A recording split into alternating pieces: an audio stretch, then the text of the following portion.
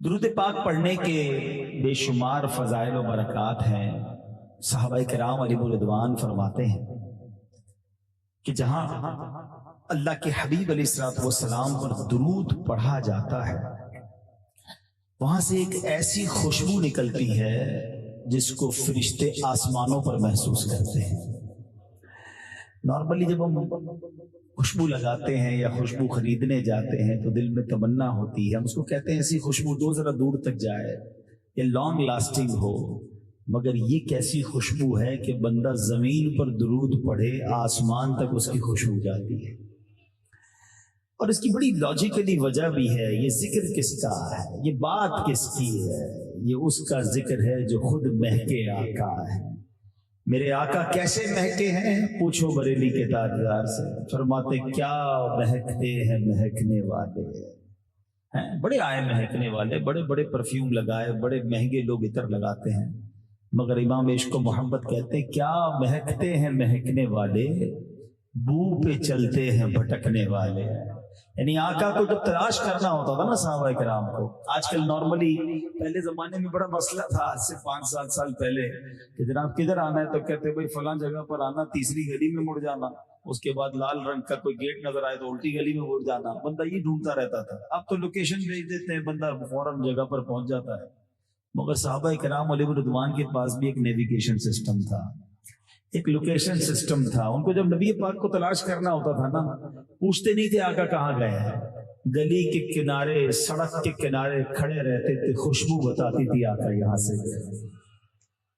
شناخت کیسے ہوتی تھی؟ بریلی کے تاجدار سے پوچھو، وہ فرماتے عنبر زمین، عبیر ہوا، مشک تر غبار۔ کہتے گلی کا حال کیا ہو جاتا تھا کہ زمین عنبر جیسی ہو جاتی، غبار مشک جیسا ہو جاتا، ہوا عبیر ہو جاتی۔ فرماتے عنبر زمین، عبیر ہوا، مشک تر غبار، ادنا سی یہ شناخت تیری راہ گزر کی ہے۔ بلکہ سچی بات بتاؤں، وہ تو 1400 سال پرانی بات تھی نا، آج بھی کسی کو مدینے لے جاؤ، ہائے ہائے، عاشق رسول ہو، دل جو ہے وہ عشق رسول سے بھرا ہوا ہو، آنکھوں پہ پٹی باندھ دو، اسے نہ بتاؤ کہاں لے جا رہے ہو، وہ مدینے میں داخل ہوگا تو بتا دے گا یہ ہوائیں اور ہیں، یہ فضائیں اور ہیں۔ دنیا میں جس حسین سے، جس با کمال سے محبت کرتے ہو نا، کبھی چیک کرنا اس کے پسینے سے بدبو آتی ہے۔ ہم تو خوشبو لگاتے پتہ کیوں ہے؟ میرا اور آپ کا خوشبو لگانے کا مقصد کیا ہے؟ کہ میرے اور آپ کے پسینے سے جو بو نکلتی ہے نا، اس سے کسی کو تکلیف نہ ہو، مجھے بھی نہ ہو، کسی اور کو بھی نہ ہو۔ باڈی سپرے بندہ کرتا ہے، عطر لگاتا ہے، مگر میرے آقا وہ ہیں جن کا پسینہ مشک سے زیادہ خوشبودار ہے۔ اچھا کیسا خوشبودار ہے کہ ایک بار صحابی رسول آئے، وہ کہتے ہیں حضور بچی کی شادی ہے اور خوشبو چاہیے۔ عرب کے لوگ بڑی خوشبو لگاتے ہیں، میں اللہ سے دعا کرتا ہوں رب کریم آپ کو جلدی جلدی مکے مدینے کی حاضری عطا فرمائے۔ جب وہاں جائیں گے بڑی مہنگی مہنگی عطر کی دکانیں ہیں، بڑا مہنگا عطر، وہ خوشبو بڑی شوق سے لگاتے ہیں۔ تو صحابی رسول نے کہا حضور بچی کی شادی، خوشبو چاہیے۔ پیارے آقا علیہ السلام والسلام نے ان کو پیسے نہیں دیے کہ یہ پیسے لو جا کے عطر خرید لو، فرمایا کل آنا، کھلے منہ والی شیشی لے کر آنا، ساتھ ایک لکڑی کا ٹکڑا بھی لانا۔ وہ صحابی حاضر ہوئے اور کھلے منہ والی شیشی لے کر آ گئے۔ پیارے آقا علیہ السلام نے ان کے سامنے ہی اپنے مبارک ہاتھوں سے پسینہ نکالنا شروع کیا۔ اچھا پسینہ مبارک نکالا اور اس شیشی میں بھر دیا اور کہا کہ جاؤ اپنی بیٹی کو دے دو جس کی شادی ہونے والی ہے، اس سے کہو کہ جب خوشبو کی ضرورت ہے تو اسے لگا لیا کرے۔ صحابی بھی کتنے فرما بردار، کیسے عاشق، یہ نہیں کہتے حضور میں نے خوشبو مانگی آپ تو پسینہ دے رہے، اپنے گھر پہنچ گئے اپنی بیٹی کو دیا۔ اللہ اکبر، وہ بیٹی بھی فرما بردار۔ آج کل تو دلہنوں کی لسٹیں ہی ختم نہیں ہوتی، وہ صحابیہ بھی ہیں، آقا کی امتی ہیں، صحابی کی بیٹی ہیں، کہتی مرحبا۔ اب جب وہ پسینہ مبارک لگانا شروع کیا نا، میں اور آپ خوشبو لگائیں تو ایک کمرہ مہک جاتا ہوگا، جب اس صحابیہ نے، اس دلہن نے نبی پاک کا پسینہ لگایا، وہ پورا گھر مدینے میں مہکنے لگ گیا۔ حدیث کی کتابیں اٹھائیں، حدیث کی کتابوں میں اس گھر کو بیت المطیبین، خوشبو والا گھر مشہور ہو گیا، کیونکہ میرے آقا کا پسینہ وہاں استعمال ہوتا ہے۔ اللہ اکبر، جب میرے آقا ایسا کمال دکھائیں، ایسا معجزہ عطا فرمائیں، پسینے کی ایسی خوشبو عطا فرمائیں، تو قلم رضا کیسے خاموش رہ سکتا ہے؟ اعلیٰ حضرت کیا خوب بات لکھتے ہیں، فرماتے ہیں واللہ جو مل جائے میرے گل کا پسینہ، واللہ جو مل جائے میرے گل کا پسینہ، مانگے نہ کبھی عطر نہ پھر چاہے دلہن پھول، کیوں سرتاب قدم ہے تنے سلطان زمن پھول، لب پھول بدن پھول زکن پھول دہن پھول۔ تو پھر کیوں نہ آقا سے محبت کریں، دنیا داروں کے پیچھے کیوں بھاگیں؟ ہم تو اس سے پیار کرتے ہیں جس کا پسینہ بھی مشک سے زیادہ خوشبودار ہے۔ تو اگر واقعی کسی سے پیار کرنا ہے، کسی کو فالو کرنا ہے، کسی سے انسپائر ہونا ہے، کسی کا دیوانہ بننا ہے، تو نبی پاک سے زیادہ باکمال ہستی کوئی نہیں دنیا میں۔ میں چلے دنیا کے جس حسین سے آپ کو محبت ہے نا، دو ہی چیزیں میں بتاتا ہوں، باقی میں نبی پاک کے چہرے کی بات، آنکھوں کی بات، مبارک ہاتھوں کی، مبارک زلفوں کی بات کیا کروں۔ وہ دو چیزیں جو نارملی انسان کی وہ ہوتی ہیں جسے دوسرا انسان گن کھاتا ہے، ایک پسینہ اور دوسرا تھوک۔ کسی کا تھوک بالکل اچھا نہیں لگتا، ابھی تو پسینے کی بات کی نا، نبی پاک کا پسینہ کیسا، آپ کچھ لعاب دہن کی بات بھی کر لیتے ہیں۔ ایک صحابی حضرت عتبہ بن فرقد رضی اللہ تعالیٰ، آپ کی 4 ازواج تھی، 4 بیویاں تھیں۔ اچھا عرب کے لوگ میں نے بھی بتایا خوشبو بہت لگاتے ہیں، تو وہ بھی اپنے شوہر کے لیے زینت کرتی، خوشبو لگاتی، جائز اچھی بات ہے، مگر وہ ایک بات نوٹ کرتی تھی کہ ہم جتنی مہنگی خوشبو لگا لیں، حضرت عتبہ میں سے جو خوشبو آتی ہے نا وہ ہم سب سے نرالی ہے۔ اچھا وہ گھر میں تھی تو یہ بھی دیکھتی تھی کہ آپ لوگ خوشبو استعمال بھی نہیں کرتے، نہ دیکھا بھی نہیں کبھی کوئی خوشبو استعمال کرتے، کدھر چھپائی ہوئی ہے وہ خوشبو اور کب استعمال کرتے ہیں۔ چاروں نے میٹنگ کی اور حضرت عتبہ سے کہا کہ حضور ایک بات تو بتائیں، ہم چاروں خوشبو لگاتی ہیں الگ الگ، مگر آپ میں سے جو خوشبو آتی ہے وہ ہم سب سے اچھی ہے۔ اچھا کبھی خوشبو لگاتے دیکھا نہیں، خوشبو چھپائی کدھر ہے؟ آپ فرماتے میں تو کوئی خوشبو استعمال نہیں کرتا۔ خوشبو استعمال ہی نہیں کرتے؟ کہا نہیں، پھر خوشبو کیسے آتی ہے؟ بات یہ ہے کہ ایک بار میرے جسم پر آبلے پڑ گئے تھے، اسکن ڈیزیز، جلدی بیماری۔ اللہ اکبر، صحابہ کا عقیدہ دیکھو، جب بھی کوئی پرابلم ہوتی کہیں اور نہیں جاتے، نبی پاک کے در پہ حاضر ہوتے تھے۔ آئے ہائے ہائے، ہے کوئی ایسا کائنات میں اس نبی سے پیار نہ کرے تو کس سے پیار کرے؟ کہ دنیا کے حسینوں کے پیچھے کیوں بھاگنا ہے؟ اعلیٰ حضرت امام اہل سنت فرماتے ہیں نا، وہ خدا نے مرتبہ تجھ کو دیا، نہ کسی کو ملے نہ کسی کو ملا، کہ کلام مجید نے کھائی شہا، تیرے شہر و کلام و بقا کی قسم، تیرا مسند ناز عرش بری، تیرا محرم راز روح امین، تو ہی سرور ہر دو جہاں ہے شہا، تیرا مثل نہیں ہے خدا کی قسم۔ تو آج سارے میرے بھائی نیت کریں کہ انشاءاللہ روزانہ کثرت کے ساتھ درود پاک پڑھیں گے۔ سوچو نا، میں ادھر درود پڑھوں فرشتوں کو خوشبو جاتی ہے، تو درود پڑھنے والے کی زندگی کیسی مہک جائے گی۔ ادھر انشاءاللہ زندگی بھی مہکے گی، ادھر قبر بھی مہک جائے گی انشاءاللہ۔ تو کثرت سے درود پاک پڑھنے کی نیت کریں، ایک بار محبت کے ساتھ بآواز بلند درود پاک بھی پڑھ لیں۔ صلو علی الحبیب صلی اللہ تعالی علی محمد صلی اللہ علیہ وسلم۔ آج جس موضوع پر میں نے چند مدنی پھول پیش کرنے ہیں، نبی پاک علیہ الصلوۃ والسلام کی شان بیان ہو رہی ہے۔ اللہ کے حبیب علیہ الصلوۃ والسلام کی شان کتنی نرالی ہے، سبحان اللہ۔ میرے آقا علیہ الصلوۃ والسلام کی شان یہ ہے کہ جتنے انبیاء گزرے، اللہ نے ہر نبی کو کوئی نہ کوئی معجزہ عطا فرمایا، مگر سرور کائنات علیہ الصلوۃ والسلام کو جتنے انبیاء کو جتنے معجزات ملے نا، کم و بیش 1,24,000 انبیاء ہم کہتے ہیں، جتنے بھی اللہ کے نبی ہم سب پر ایمان لاتے ہیں، ان سب کے معجزات کا جو مجموعہ ہے، جو ٹوٹل ہے، وہ اللہ نے اپنے آخری نبی جناب رسول اللہ صلی اللہ علیہ وسلم کو عطا فرمایا۔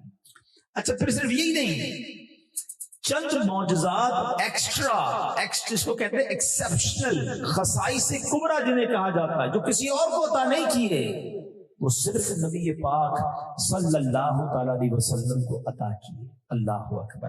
اچھا پھر ایک اور مزے کی بات، علماء کہتے ہیں جتنے معجزات ہیں نا جو میرے آقا کو عطا ہوا، مثال کے طور پہ چاند کو 2 ٹکڑے کرنا، سورج کو واپس پلٹا دینا، کوئی ٹوٹا ہوا ہاتھ لے کر آتا، آقا لعاب دہن لگاتے ہاتھ جڑ جاتا، صحابی نکلی ہوئی آنکھ لے کر آتے، نبی پاک دم فرماتے، لعاب دہن لگاتے، آنکھ واپس رکھتے، پہلے سے زیادہ روشن ہو جاتی، ایک پیالہ دودھ کا ہوتا 70 صحابہ پی لیا کرتے.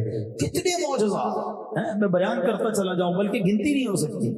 مگر علماء بڑی کمال کی بات فرماتے ہیں کہ جتنے معجزات ہیں نا، یہ سارے معجزات سرور کائنات علیہ الصلوۃ والسلام کا جو مقام و مرتبہ ہے نا اس کے مطابق یہ نارمل ہے.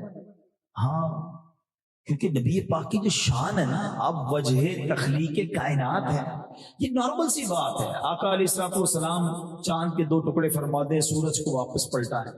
فرماتے صرف 2 معجزات ایسے ہیں، ان تمام معجزات میں 2 معجزات ایسے ہیں کہ جو نبی پاک کی شان بیان کرتے ہیں، جو آقا کا کیلیبر ہے، سٹیٹس ہے، مقام ہے بارگاہ الہی میں، اس کے مطابق جو معجزات ہیں وہ 2 ہیں جو بتاتے ہیں کہ سرور کائنات علیہ الصلوۃ والسلام کتنی بڑی ہستی اور آپ کا مقام کیا ہے.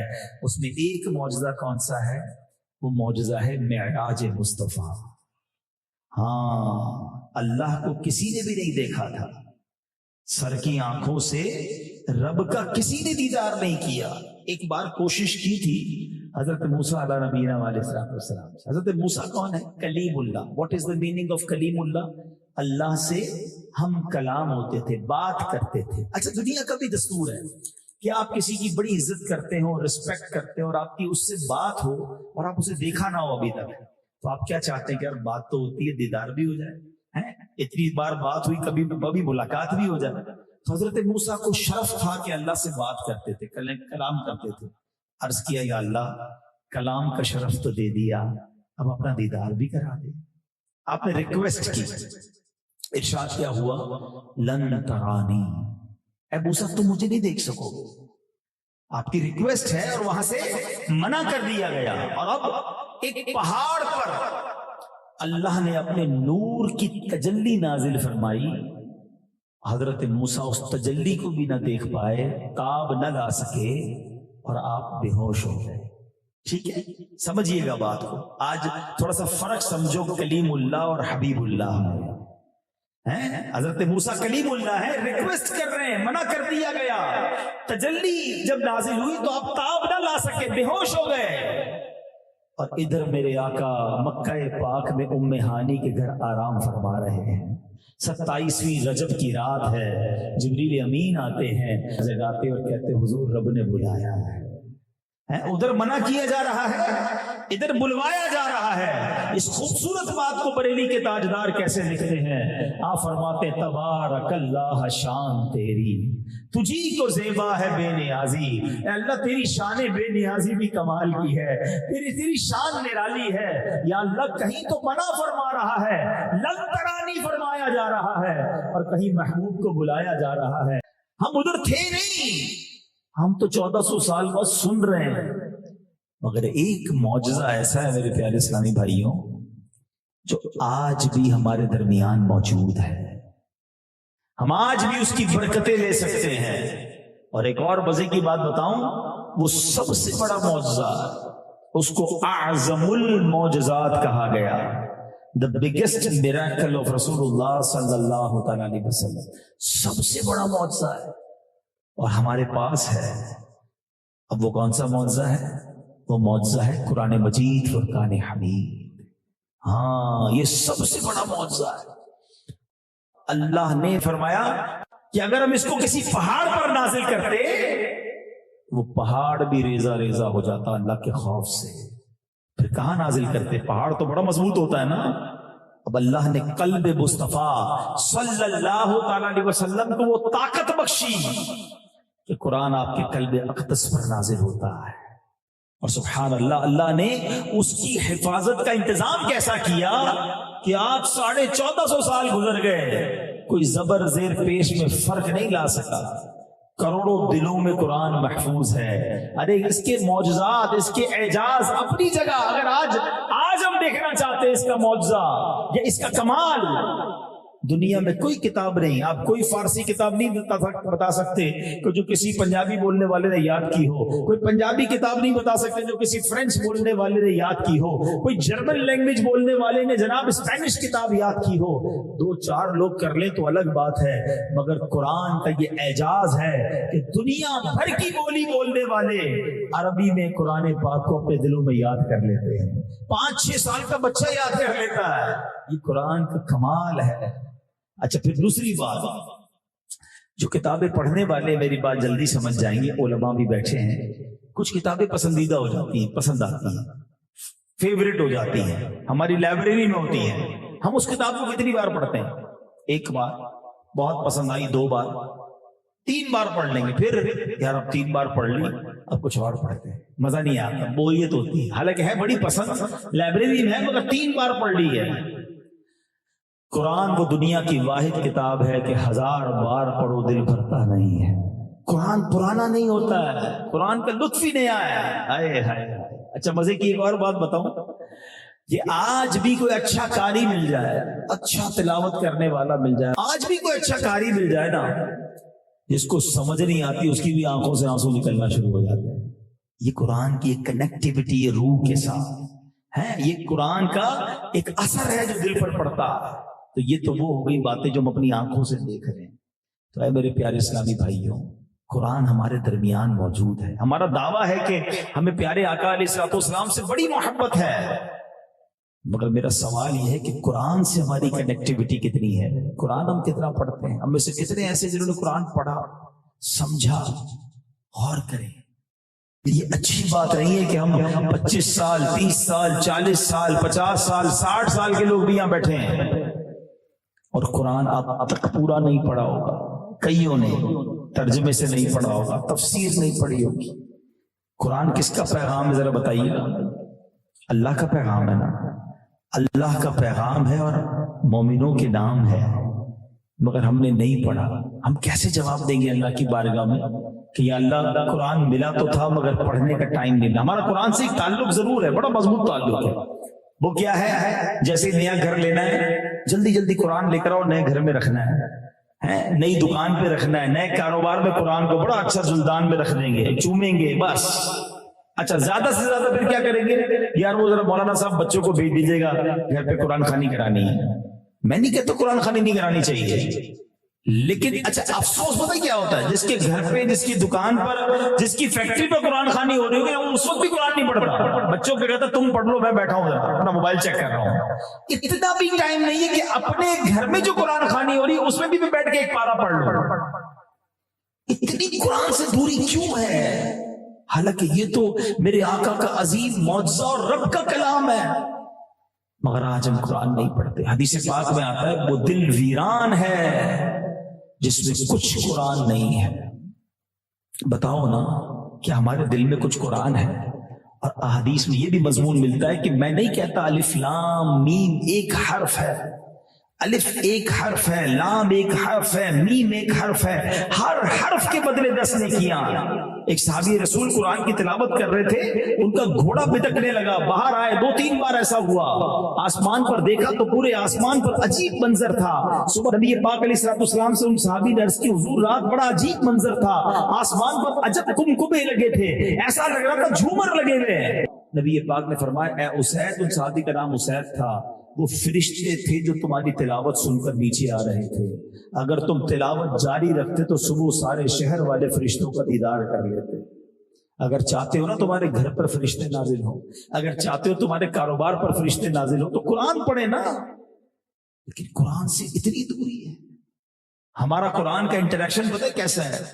ایک واقعہ پہلے بھی کئی بار میں نے بیان میں دہرایا ہے کہ ایک خاتون تھی، بوڑھی خاتون، ان کا ایک نوجوان بیٹا تھا، غریب تھی، پیسے جمع کیے، اپنے بچے کو بیرون ملک بھیج دیا کام کرنے کے لیے کہ وہاں جائے گا، کمائے گا، مجھے بھی پیسے بھیجے گا، میرا علاج بھی ہو جائے گا، گھر بھی خرید دوں گی.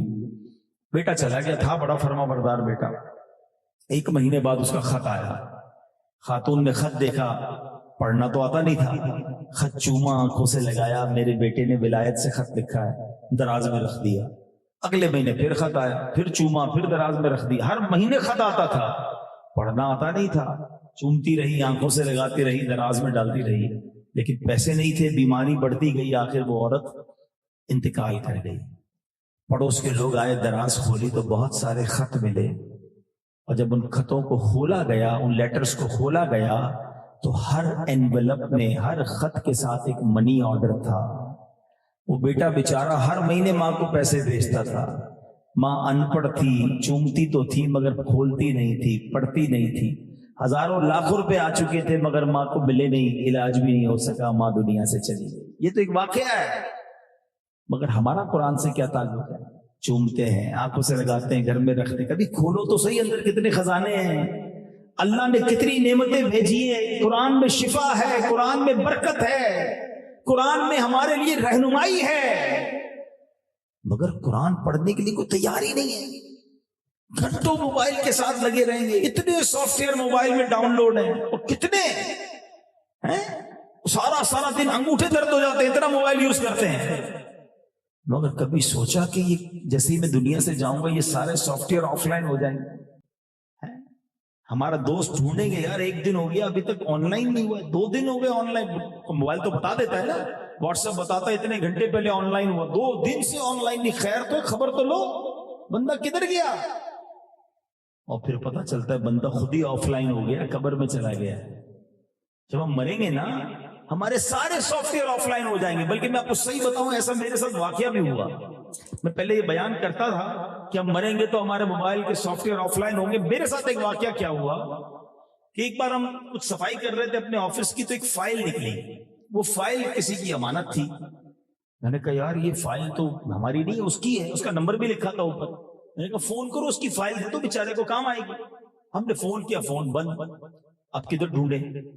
تو میں نے کہا یار ہر بندے ہی آج کل سوشل میڈیا پہ اس کا نام ڈالو، اس کا کوئی پیج ویج ہوگا، اکاؤنٹ ہوگا، اس کو وہاں میسج کر۔ میں نے چیک کیا تو اس کا اکاؤنٹ مل گیا، جب اکاؤنٹ مل گیا تو میں نے چیک کیا اس کے اکاؤنٹ میں، تو 1 سال سے کوئی پوسٹ نہیں لگائی تھی اس نے، میں نے کہا 1 سال ہو گیا بندے نے آن لائن نہیں ہوا، تو میں نے پھر اس کے فیملی کے اکاؤنٹ میں گیا تو بچے کا نام آ گیا، بچے کو کلک کیا تو بچے کا اکاؤنٹ کھل گیا، میں نے ادھر میسج کیا کہ مجھے ضروری کام ہے، آپ کے والد کی کوئی امانت ہے، آپ فون کریں۔ اس کے بیٹے کا تھوڑی دیر بعد فون آ گیا، جی فرمائیں، میں نے کہا آپ کے ابو کہاں ہیں؟ تو ابو کا تو 1 سال پہلے انتقال ہو گیا، 1 سال سے وہ آن لائن نہیں تھا، تو اس کا مطلب بندہ آف لائن ہو گیا تھا۔ آپ کو پتہ جب میں اور آپ مریں گے نا ہمارے سارے سافٹ ویئر آف لائن ہو جائیں گے، جس کو سارا دن چیک کرتے ہو، میں تو اس سافٹ ویئر کی بات کر رہا ہوں کہ اگر اس کو پکڑ لو تو قبر میں بھی آن لائن ہوگا، اور وہ قرآن مجید ہے، حدیث پاک ہے جس کا مضمون ہے کہ جو روزانہ سورہ ملک کی تلاوت کرتا ہے رات کو، یہ سورت قبر میں اس کی شفاعت کرے گی، قرآن قبر میں نور بنے گا، مگر ٹائم نہیں ہے ہمارے پاس، ہمارا موبائل کے لیے ٹائم ہے، دوستوں کے لیے ٹائم ہے، اچھا دنیا والوں کے پیغام سننے کا کتنا شوق ہے، آنکھ کھلتے ہی سچ بتاؤ سب سے پہلے اٹھ کر کیا کرتے ہیں؟ موبائل کدھر ہے؟ ارے بھائی اللہ رسول کا نام لو، وضو کرو، نماز پڑھو، موبائل چاہیے، اچھا موبائل اٹھاتے ہی کیا دیکھنا ہے؟ کوئی پیغام تو نہیں آیا، کوئی ضروری میسج تو نہیں ہے؟ یار تمہیں دنیا والوں کے میسج کی ضرورت ہے، اس کو دیکھنا ہے، مس نہ ہو جائے، لیکن اللہ کا میسج تمہیں ملا ہوا ہے، 40 سال کے ہو گئے ہو، 30 سال کے ہو گئے ہو، 50 سال کے ہو گئے ہو، اب تک نہیں پڑھا۔ ایک اور مثال کے ذریعے آپ کے دل کے دروازے پر چوٹ کرنے کے لیے بات کر رہا ہوں میں، اللہ کرے کوئی ہم سب کو قرآن سے محبت پیدا ہو جائے۔ آپ کبھی بیرون ملک جائیں یا پاکستان ٹور پہ جائیں، تاجران بیٹھے بزنس کے لیے جاتے ہیں، ٹھیک ہے جناب، کسی کام کے لیے گئے، 2-3 دن نکل گئے، 4 دن گزر گئے، گھر والوں کی یاد آئی، بچوں کی یاد آئی، آپ نے ایک پیغام دیا، اس میں آپ نے بچوں کے نام بھی لیے، بچوں کی والدہ سے بھی بات کی، بھائی بہنوں کے لیے بھی میسج کیا، سب کیسے ہیں، ٹھیک ہیں، مجھے ذرا بتاؤ اپنے بارے میں، محبت بھرا ایک میسج آپ نے کیا۔ آپ کو دل میں تمنا ہے کہ اب یہ سنیں گے، تھوڑی دیر بعد ان کی بھی مجھے آواز سنائی دے گی، ایوری بڈی ریپلائی مجھے کریں گے، اچھا لگے گا۔ آپ نے دیکھا ڈبل ٹک تو ہو گیا مگر جواب کوئی نہیں، 2 گھنٹے 4 گھنٹے 6 گھنٹے 12 گھنٹے پورا دن گزر گیا ہیں، آپ باہر ہیں، بچوں کی یاد آ رہی ہے، فیملی کی یاد آ رہی ہے، اب آپ فون کریں، یار میں نے پیغام بھیجا، آپ نے سن کے رپلائی نہیں دیا. تو اگر گھر والے آپ کو یہ جواب دیں کہ ہاں پیغام تو مل گیا تھا، سننے کا ٹائم نہیں ملا، کیسا لگے گا؟ اپنے دل پر ہاتھ رکھ کے بتاؤ، اچھا لگے گا؟ یار کمال ہے، میں باہر گھر سے، ان کو میرا پیغام سننے کا بھی ٹائم نہیں ہے. مجھے بتاؤ نا، تمہارا کوئی پیغام نہ سنے تمہیں برا لگتا ہے؟ اللہ کا پیغام ہم نے اب تک نہیں سنا ہے، ہم کیا جواب دیں گے؟ سوچیے، ایسا نہ کریں. قرآن سے دور رہنا اچھا نہیں ہے. اور پھر آپ کو میں ایک اور بات بتاؤں، ویسے تو پورا قرآن ہمیں پڑھنا چاہیے، مگر قرآن میں تقریباً 89 ٹائمز اللہ نے مجھ سے اور آپ سے ڈائریکٹ بات کی ہے. جی ہاں، آپ سے بات کی ہے. کیا فرمایا؟ یا ایھا الذین آمنو، اے ایمان والو، اے ایمان والو، او یو بلیورز. کون ہے ایمان والے؟ ہم ہیں نا. ہم سے اور آپ سے ڈائریکٹ بات کی ہے. کیا وہ پڑھ لیا ہم نے؟ ہم کیا جواب دیں گے اللہ کی بارگاہ میں؟ یا اللہ فیملی میں بیزی تھا، دوستوں میں بیزی تھا، کاروبار میں بیزی تھا، تیرا قرآن آیا بھی میرے پاس، میرے پاس ٹائم نہیں تھا. نہیں چلے گا یہ جواب، خدا را نہیں چلے گا. قرآن پڑھیے اور کم از کم اللہ کا پیغام تو پڑھیے. یہ 90 آیتیں پڑھ لیں، 89 آیتیں پڑھ لیں جس پہ اللہ نے آپ سے اور مجھ سے بات کی ہے. مگر افسوس یہ ہوتا ہے کہ آج لوگوں کے پاس قرآن کے لیے ٹائم نہیں ہے. قرآن کی تفسیر کیا کہتی ہے، قرآن میں پیغام. ایک بار نبی پاک علیہ الصلوۃ والسلام ایک غلے والے کے پاس گئے اور آپ نے دیکھا، آپ نے غلہ دیکھا، وہ ڈھیر غلے کا بڑا اچھا تھا. آپ نے اندر ہاتھ ڈالا تو اندر سے گیلا تھا. پیارے آقا علیہ الصلوۃ والسلام نے فرمایا یہ کیا ہے؟ تو کہا حضور بارش آئی تھی، یہ بارش کی وجہ سے گیلا ہو گیا. تو آقا علیہ الصلوۃ والسلام نے فرمایا کہ اس گیلے کو اوپر کیوں نہیں رکھا؟ اگر بارش سے گیلا ہو گیا تھا تو اوپر رکھتے نا، تاکہ گاہک کو پتہ چلتا کہ گیلا مال ہے، اس میں پانی ہے، تم نے چھپا دیا اس کو نیچے. اور پھر وہ تاریخی جملہ ارشاد فرمایا، من غش فلیس منی، جو دھوکہ دے وہ ہم میں سے نہیں. اب ذرا غور کرو، اس حدیث کی شدت کو محسوس کرو. اگر آقا ہی فرما دے کہ تم ہم میں سے نہیں، تو شفاعت کس سے لیں گے؟ جنت میں کس کے پیچھے جائیں گے؟ دامن میں کس کے جا کے چھپیں گے اگر نبی پاک ہی ناراض ہو گئے؟ مگر آج افسوس یہ ہے کہ جس کو جدھر دھوکے کا موقع ملتا ہے، جس کو جدھر چانس ملتا ہے، وہ ادھر ڈنڈی مار لیتا ہے. ٹھیلے والے کے پاس جاؤ تو جناب اوپر اچھے اچھے فروٹ رکھے گا، پوری پیٹی لے کر آؤ، آدھی نیچے سے خراب نکلتی ہے. اس کو کیا کرے گا ان پیسوں کا؟ سودا بھرتے بھرتے ایک آدھا سیب کم کر لے گا، یا اللہ نہ کرے تو بٹے ایسے مٹی والے رکھے گا کہ اس کا وزن زیادہ ہو جائے. تھوڑے سے پیسوں سے کیا کر لو گے یار؟ ان چیزوں کو بچوں کو کھلاؤ گے؟ یعنی اتنا برا حال ہو گیا، اتنی بے خوفی ہو گئی ہے کہ ملاوٹ کا حال یہ ہے کہ دوائیوں میں ملاوٹ. یار دوائی تو جان بچانے کے لیے ہوتی ہے، پتہ نہیں کیا ہو گیا لوگوں کو. خدا کا خوف پیدا کرو. کوئی دیکھے کہ نہ دیکھے، کسی کو پتا چلے کہ نہ چلے، مجھے اللہ کی بارگاہ میں جواب دینا. ایک بار غالباً یہ حضرت ابراہیم بن ادھم رحمۃ اللہ تعالی علیہ کا واقعہ. آپ کہیں جا رہے تھے بازار میں تو ایک بدماش نے ایک عورت کو پکڑ لیا، ہاتھ میں ایک چاقو تھا، بری نیت تھی، لوگ آس پاس کھڑے تھے تو کوئی آگے نہیں بڑھ رہا تھا، ہمت نہیں کر رہا تھا کہ عورت کو چھڑائے، وہ بدماش تھا. تو یہ بزرگ گئے اور اس کے کان میں کچھ کہا تو اس کے ہاتھ سے چھری یا چاقو بھی گرا اور وہ بے ہوش ہو گیا، تھر تھر کانپنے لگا. تھوڑی دیر بعد ہوش آیا تو لوگوں نے کہا تمہیں کیا ہو گیا تھا؟ کہا یہ تو چھوڑو، یہ بتاؤ وہ بزرگ کون تھے؟ کہا وہ تو زمانے کے ولی حضرت ابراہیم بن ادھم رحمۃ اللہ تعالی علیہ. کہا تمہارے کان میں کیا کہا انہوں نے؟ کہا بس جو بھی آیا تھا اس نے میرے کان میں یہ کہا کہ جو تو اس وقت کر رہا ہے وہ رب دیکھ رہا ہے. بس میں نے یہ سنا اور مجھ پر خوف طاری ہو گیا. کاش آمین کہہ دو. اللہ کرے کہ دل میں یہ ایسا چسپاں ہو جائے کہ جب گناہ کا جی چاہے نا کہ دل کہے کہ اللہ دیکھ رہا ہے. مت کر، اللہ دیکھ رہا ہے. ہمیں دنیا کا خوف ہے، ہمیں رب کا خوف نہیں. قرآن کہہ رہا ہے ایمان والو اللہ سے ڈرو. اور پھر آگے کیا کہا؟ وَكُونُوا مَعَ الصَّادِقِينَ، سچوں کے ساتھ ہو جاؤ. یہ بھی بڑا مسئلہ ہے. ایک تو خوف خدا ختم ہو گیا اور اس کی ایک وجہ یہ بھی ہم اچھے لوگوں کے ساتھ بیٹھتے ہی نہیں ہیں. ہماری بیٹھکیں غلط لوگوں کے ساتھ ہیں. خود بھی سچے نہیں ہیں، سچے دوست بھی نہیں ہیں، حالانکہ غلام سچے آقا کے ہیں۔ میرے آقا کی سچائی کا عالم پتہ ہے نا، کہ جو کفار تھے، جو ایمان نہیں لاتے تھے، وہ بھی صادق اور امین کہتے تھے، سچا کہتے تھے۔ اور ہم آج حال یہ کہ کوئی سچ بولنے کے لیے تیار ہی نہیں ہے، کاروبار میں بھی جھوٹ، میری اتنے کی خرید ہے، اللہ کی قسم اتنے کی خرید ہے، ارے کیوں تم نے غلط بیانی کرنی ہے بھائی؟ کوئی کہتا میرے کوئی کپڑا لینے گئے، کوئی چیز لینے گئے، بھائی کتنے کی ہے؟ 5,000 روپے کی، بھائی 4,000 کی دے دو، کہتے 4,500 کی تو میری خرید ہے، تھوڑا آگے جاتے تو کہتے جاؤ 4,000 میں لے جاؤ، ارے تمہاری 4,500 کی خرید تھی، کیوں دے دیا 4,000 میں؟ کیوں بولنا ہے جھوٹ؟ سچ بولے۔ اور جھوٹ کی جو برائیاں ہیں، اللہ اکبر، حدیث پاک کا مضمون ہے کہ جو کوئی شخص ایک جھوٹ بولتا ہے نا، اس کے منہ سے اتنی بدبو نکلتی ہے کہ رحمت کا فرشتہ 1 میل دور ہو جاتا ہے۔ آج ہم میں سے کئی لوگ کہتے ہیں یار کاروبار میں برکت نہیں ہے، گھر میں برکت نہیں ہے، بیماریاں ختم نہیں ہوتی، تو بتاؤ نا جھوٹ کتنا بولا، سارے رحمت کے فرشتے تو دور کر دیے۔ ایک اور حدیث پاک میں آتا ہے، نبی پاک نے فرمایا کہ معراج کی رات تھی کہ میں نے دیکھا کہ 2 شخص میرے پاس آ کر کہنے لگے کہ جس شخص کو آپ نے شب معراج دیکھا اس کے جبڑے چیرے جا رہے ہیں، وہ بہت جھوٹا آدمی ہے، ایسی بے پر کی اڑاتا تھا کہ اس کا جھوٹ اطراف عالم میں پھیل جاتا تھا، پس قیامت تک اس کے ساتھ یہی کیا جاتا رہے گا۔ اچھا، آپ پہلے کیا ہوتا تھا؟ دوست کے ساتھ جھوٹ بولتے تھے، ایک کے ساتھ، اب سوشل میڈیا پہ جھوٹ بولتے ہیں تاکہ 1 لاکھ لوگ سنیں اور ہم مر جائیں پھر بھی یہ چلتا رہے کلپ۔ کیوں کرنا ہے ایسا؟ کیوں کرنے غلط کام؟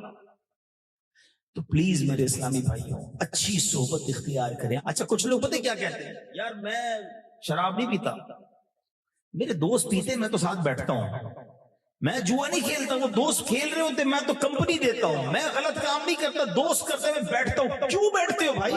ایسی بری کمپنی میں کیا کرنا ہے میں نے؟ جدھر رب کی طرف سے لعنت برس رہی ہے میں ادھر بیٹھا ہوا ہوں۔ میں آپ کو ایک ایگزامپل سوال پوچھتا ہوں، اللہ نہ کرے کسی گھر میں آگ لگ جائے، کیا برابر والے گھر والے سکون سے گھر میں بیٹھے رہیں گے؟ یار برابر میں ہی لگی ہوئی ہے نا۔ برابر والے بھی گھر خالی کر دیتے ہیں احتیاطاً کہ یار آگ ہمارے گھر میں بھی آ سکتی ہے، اگر اوپر نیچے 2 منزلیں ہوں، 3 منزلیں ہوں، نیچے آگ لگے تو اوپر والے بھی خالی کر دیتے کہ کہیں نیچے سے آگ اوپر نہ آ جائے۔ یار کمال کے آدمی ہیں، دنیا کی آگ لگے تو گھر خالی کر کے دور ہو جاتے ہیں، جہاں جہنم کی آگ لگی ہے وہاں دوستوں میں بیٹھنے ساتھ جا کچھ نہیں ہوتا مجھے، یہی آگ تمہیں برباد کر سکتی ہے۔ بیٹھو نا اچھے لوگوں کی صحبت میں، فرق سمجھو برے اور اچھے لوگوں کا۔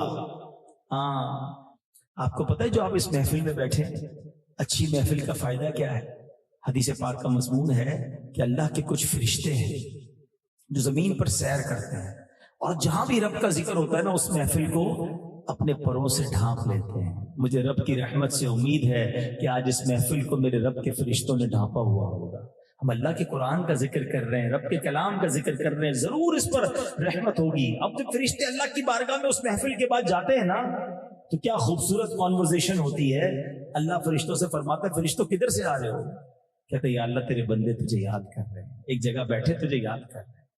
حدیث کا خلاصہ ہے، اے میرے فرشتوں انہوں نے مجھے دیکھا ہے؟ یا اللہ تجھے دیکھا نہیں ہے، مجھے دیکھ لیتے تو کیا کرتے؟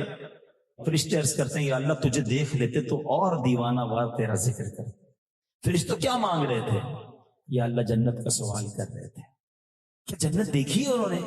عرض کریں گے مولا جنت دیکھی نہیں۔ ارشاد ہوتا ہے اگر جنت دیکھ لیتے تو یا اللہ وہ جنت دیکھ لیتے، اور گر گڑاتے اور روتے اور تڑپ کے ساتھ جنت مانگتے۔ اے میرے فرشتوں کس چیز سے پناہ مانگ رہے تھے؟ کہ یا اللہ جہنم سے پناہ مانگ رہے تھے۔ اے میرے فرشتوں انہوں نے جہنم دیکھی ہے؟ یا اللہ جہنم دیکھی نہیں۔ ارشاد ہوتا ہے اگر جہنم دیکھ لیتے تو کیا کرتے؟ یا اللہ وہ جہنم دیکھ لیتے تو اور روتے اور گر گڑاتے توبہ کرتے۔ اللہ کریم کا دریا رحمت جوش میں آتا ہے، رب فرماتا ہے اے میرے فرشتوں گواہ ہو جاؤ میں نے ان سب کی بخشش فرما دی ہے۔ اچھا اس حدیث کا اگلا حصہ اور خوبصورت ہے۔ فرشتے عرض کرتے مولا ایک بندہ ایسا بھی اس میں ہے جو تیرا ذکر کرنے نہیں آیا۔ ہم کہتے ہیں نا میں کرتا نہیں بیٹھتا ہوں، ادھر آ جائے کرو بولے کچھ بھی نہ کرو۔ فرشتے کہتے ہیں یا اللہ ایک بندہ اس محفل میں تیرا ذکر کرنے نہیں آیا تھا۔ اللہ فرماتے ہیں میرے فرشتوں یہ وہ لوگ ہیں جن کا ہم نشین، جن کا ساتھی بھی محروم نہیں ہوتا، میں نے اس کی بھی مغفرت فرما دی ہے۔